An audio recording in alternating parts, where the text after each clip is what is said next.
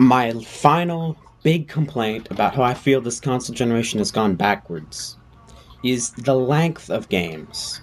And now I'm not talking about every single game that comes out, obviously. My subscribers already know I'm a huge fan of Metal Gear Solid. That game is like a 20-hour long campaign.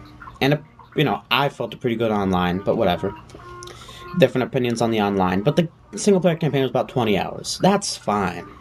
Alright, you have RPGs like Fallout and Oblivion. Look, I already complained about the glitches, but the length of those games was actually pretty good.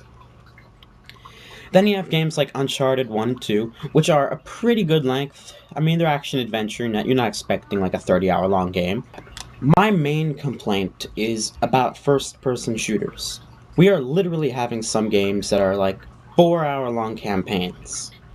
Look, again, I know I've been talking about Angry Joe some recently, but Angry Joe's a YouTuber, he's really good, and we feel exactly the same about 4-hour long campaigns. Look, there is no game that should ever have a 4-hour long campaign. Not a full release, at least. Maybe like a DLC. Maybe a game that you buy on PSN or Xbox Arcade for like, $10 or whatever. I don't know what that is in Microsoft points, but who cares? Alright, but for any normal game, there should never be a 4-hour single-player campaign. Alright? There's just no excuse for that. Look, even if your game is Call of Duty and it focuses on the, on the online portion. Okay, great, you focus on the online. But you still have to have some single player, if you're gonna charge full price for the game. Look, if you want to just be online, okay, but don't charge full price. Okay? Because it's not a full game then, really. I mean, what's on the disc? I mean, what's really on the disc? Not much, because everything on the online is on the online servers, which you didn't buy. So what did you just buy on that disc? You know? The worst offender is SOCOM Confrontation. Look, I hated that game. I know it's got a fan base out there, but I hated that game. Look, I'll link you to an old review Chris and I did probably like 2 years ago of that game. But man, that game had problems. That game had no single player. If I forgot to link you to the review, just leave a comment, I'll do it eventually. Alright, but anyway, you go see the review, you'll see all the problems with that game. But the biggest problem is no single player at all. Like, how can you do that in a game? How can you charge full price for a game that has no single player? And you might think, oh, but power to you, this is the online console generation. No, it's not. Look, the best games this generation. Fallout games. Oblivion. Grand Theft Auto. I know there are differing opinions on that, but whatever, it's a good game. Alright, Red Dead. Metal Gear. Halo. What do they all have in common? Really good single player. Alright, now yeah, most of those also had really good online, except like Oblivion and whatnot, because it didn't have an online. But look, if you want to have a great game, you still have to have a good single player, even if your focus is online.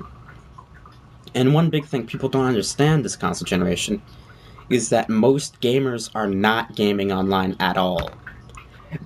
That may sound crazy to some people. And in a lot of ways it is. Like, I don't know why you would get a PS3 and then never go online. I don't get it. Especially for an Xbox.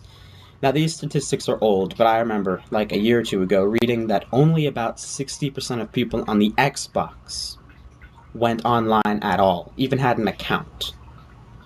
Only a small majority. Well, I mean, barely a majority. That's for the Xbox. That's for the console that's, like, meant for online. That's the big selling point of the Xbox. It's great online. But even then, we're not even seeing 3/4 of people go online at all, let alone really play online. PlayStation 3, not even half the people go online. Not even half people have an online account.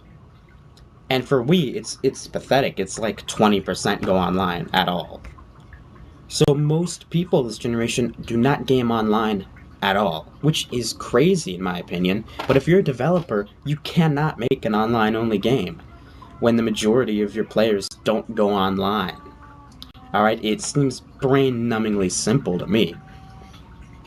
Even if you love online, look, Okay, again, if you want to put right on the front of your game, online only, don't buy if you only have single player, dummy.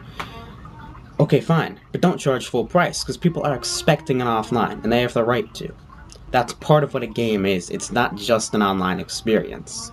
Like, if it's a browser game, okay, fine, that can be all online. But look, you gotta have single player, but not only that, you can't have a single player that's only like 4 or 5 hours long. Alright? That basically doesn't even count. That's just there for show so that the reviewers don't all give you a 0. You know? And so you don't have people who don't have online connections. You don't have those people getting really angry at you. But look, it's really just a cheap way out. Alright? And it's so annoying because, you know, you'll sometimes get games that are only single player and they have like an 8-hour campaign. Like, really? Look, I'm not gonna bother doing the math now, but you can figure it out. I mean, $60 for like 4 hours, 5 hours, 6 hours, 7 hours, 8 hours. You can figure out that's not really a good deal. Alright?